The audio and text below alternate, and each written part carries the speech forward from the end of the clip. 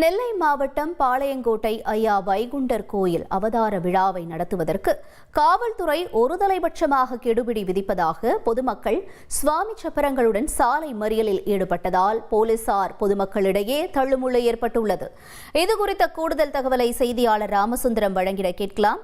ராமசுந்தரம், வணக்கம். தற்பொழுது அங்கு என்ன நடக்கிறது? எதற்காக இந்த வாக்குவாதம் நடைபெற்று வருகிறது? முழு விவரங்கள் என்ன? நெல்லை பாளையங்கோட்டையில ஐயா வைகுண்ட திருக்கோவில் மற்றும் சொக்கலிங்க சுவாமி திருக்கோவில் என 2 கோயில்கள் உள்ளது. கோட்டூர் சாலையில இந்த கோயில் 2 கோயில்களிலுமே பக்தர்கள் வழிபாடு நடத்துவதில் பல்வேறு பிரச்சனைகள் இருந்து வருகிறது.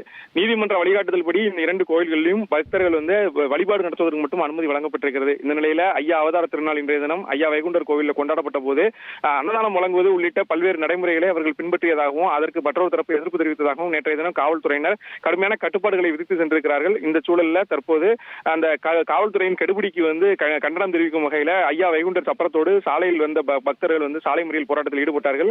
காவல்துறையினர் அவரோடு பேச்சுவார்த்தை நடத்திய போது பேச்சுவார்த்தைக்கு உடன்படாமல் எங்களுக்கு அந்த அனைத்து விதமான அனுமதியும் கொடுக்க வேண்டும் என கூறி தொடர் போராட்டத்தில் ஈடுபட்டார்கள்.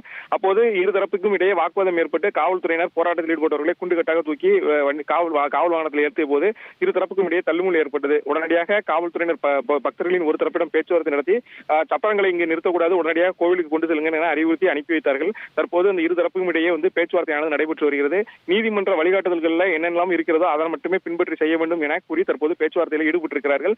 இருப்பினும் பக்தர்கள் விழாக்களை நடத்தாமல் தொடர்ந்து போராட்டத்தில் ஈடுபட்டிருக்கிறார்கள்.